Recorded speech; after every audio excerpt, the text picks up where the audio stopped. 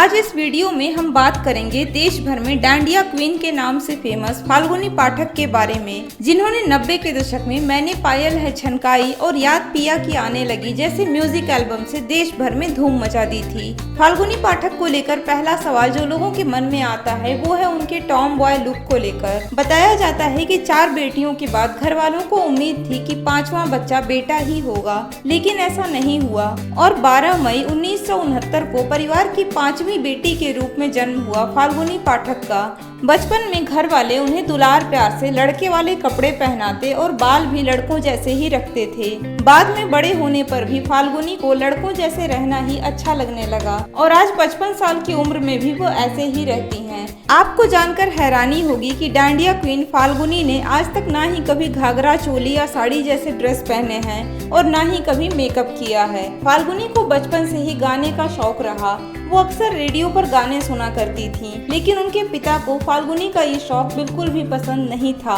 एक बार जब फाल्गुनी ने 9 साल की उम्र में स्टेज पर पहली बार गाना गाया तो उनके पिता को जब इस बात का पता चला तो वो बहुत नाराज हुए थे और फाल्गुनी को बहुत डांटा था और पिटाई भी लगाई थी। लेकिन इन सब के बावजूद म्यूजिक के प्रति फाल्गुनी का क्रेज कभी कम नहीं हुआ। इन सब में इनकी माँ ने इनका पूरा साथ दिया। गुजराती परिवार से होने के कारण फाल्गुनी बचपन से ही गरबा सुनते सुनते बड़ी हुई। अपनी माँ से इन्होंने गुजराती ट्रेडिशनल सॉन्ग सीखा और बाद में नवरात्रि कार्यक्रमों में गाना शुरू कर दिया। साल 1994 में फाल्गुनी ने अपना एक बैंड बनाया जिसका नाम था ताथैया।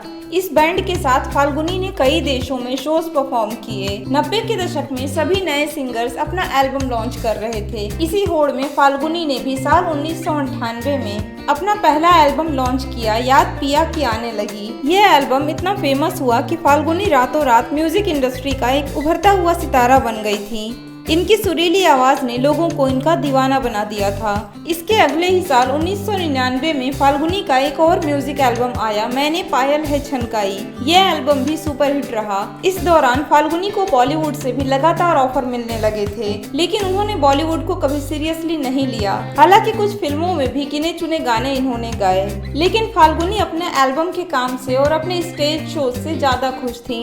बाद में साल 2002 में फाल्गुनी ने कॉस्ट्यूम डिजाइनिंग में भी अपना हाथ आजमाया और फिल्म दिल विल प्यार व्यार और दिल है तुम्हारा जैसी फिल्मों में कंट्रीब्यूट किया। साल भर वो कभी कभार छोटे मोटे शोज करती हैं, लेकिन नवरात्रि फेस्टिवल में वो एक शो के लिए 30 से 40 लाख रुपए फीस लेती हैं। आज भी फाल्गुनी पाठक की पॉपुलैरिटी का अंदाजा इस बात से लगाया जा सकता है कि साल 2020 में जब नेहा कक्कड़ ने मैंने पायल है छनकाई सॉन्ग का रीमेक गाया था तो सोशल मीडिया पर उनकी खूब किरकिरी हुई थी। साथ ही फाल्गुनी के फैंस ने फाल्गुनी पाठक की तारीफ करते हुए कहा था कि फाल्गुनी के गानों और उनकी आवाज को कोई भी रिप्लेस नहीं कर सकता। साथ ही आपको बता दें कि 55 साल की हो चुकी फाल्गुनी पाठक ने अब तक शादी नहीं की है और वो अपने पेरेंट्स के साथ मुंबई में ही रहती हैं। वैसे फाल्गुनी पाठक का कौन सा गाना है जो आपकी पुरानी यादें आज भी ताजा कर देता है, कमेंट में जरूर बताएं।